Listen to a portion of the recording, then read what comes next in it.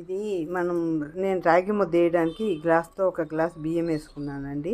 మనం 12 whistles రానిద్దాం. 12 whistles వచ్చాక బాగా మెత్తగా ఉడికిపోద్ది. అప్పుడు కొంచెం పిండి వేసుకొని మనం తిప్పుకుంటే సరిపోతుంది. నేను చూపిస్తాను ప్రాసెస్. ఇప్పుడు చూడండి, కొంచెం ఎక్కువే నీళ్ళు తీసుకున్నాను ఒక గ్లాస్ బియ్యానికి. ఇప్పుడు మనము 12 విజిల్స్ రానిద్దాము. బాగా మెత్తగా ఉడికిపోద్దండి. అప్పుడు మనం పిండి వేసి తిప్పుకుందాం.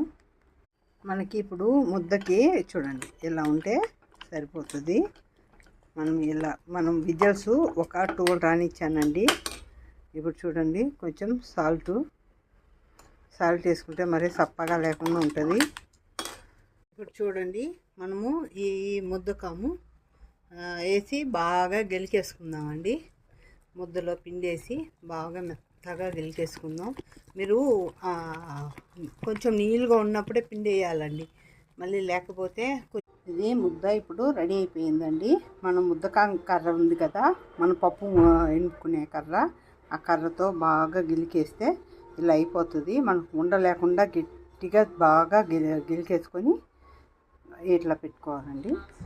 చూడండి, ముద్ద ఇలా మనం ఒక కప్పు ముద్ద తీసుకుని ఇప్పుడు బెండకాయ పులుసు రెడీ చేసుకున్నాం కదా, బెండకాయ పులుసు ఇది కాంబినేషన్ చాలా బాగుంటుందండి.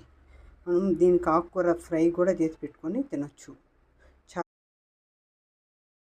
ఇప్పుడు నేను బెండకాయ పులుసు చూపిస్తానండి. ఇవి మనం 1/2 కేజీ కంటే తక్కువ బెండకాయలు, ఒక ఆనియన్ తీసుకున్నాను, 2 టమాటాస్ తీసుకున్నాను, తిరగమాత గింజలు తీసుకున్నాం. చూడండి, ఇక చింతపండు, కొంచెం చింతపండు, ఒక నిమ్మకాయ సైజు అంత చింతపండు నాని. మనం ఇప్పుడు ఒక 2 టేబుల్ స్పూన్ ఆయిల్ వేసుకున్నామండి. ఇప్పుడు చూడండి, తిరగమాత గింజలు, కరివేపాకు అన్నీ వేసుకున్నాం. అన్నీ వేసుకొని వేగనిద్దాం. చూడండి, తిరగమాత గింజలు వేగాయి కదా, మనము ఆనియన్స్ వేసుకున్నాం. ఆనియన్స్ వేసుకున్న తర్వాత టమోటాలు కూడా వేసుకున్నాం. చూడండి, మనము ఆనియన్స్, టమోటాలు, తిరగమాత వేసుకున్నాం కదా, తిరగమాత వేసుకున్నాక ఆనియన్, టమోటాలు వేసుకున్నాం. ఇప్పుడు మనము కట్ చేసుకున్న బెండకాయలు వేసుకున్నాం.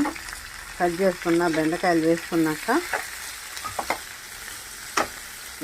మనం 1.5 స్పూన్ కారం వేసానండి. మనం 1/2 కేజీ కంటే కొంచెం తక్కువ బెండకాయలు. ఇప్పుడు ఒక ఆనియన్, 2 టమాటాస్ తీసుకున్నాను. ఉప్పు, కారం, పసుపు వేసాం కదా. ఇప్పుడు చూడండి, టమాటా రసం పోసుకున్నాం. ఇప్పుడు మనకి బెండకాయ కూర చూడండి మంచిగా ఉడికిపోయింది. ఇప్పుడు మనం కొత్తిమీర, లాస్ట్ ఫైనల్ కొత్తిమీర వేసుకొని మనము గ్యాస్ ఆపేసుకోవడమేనండి.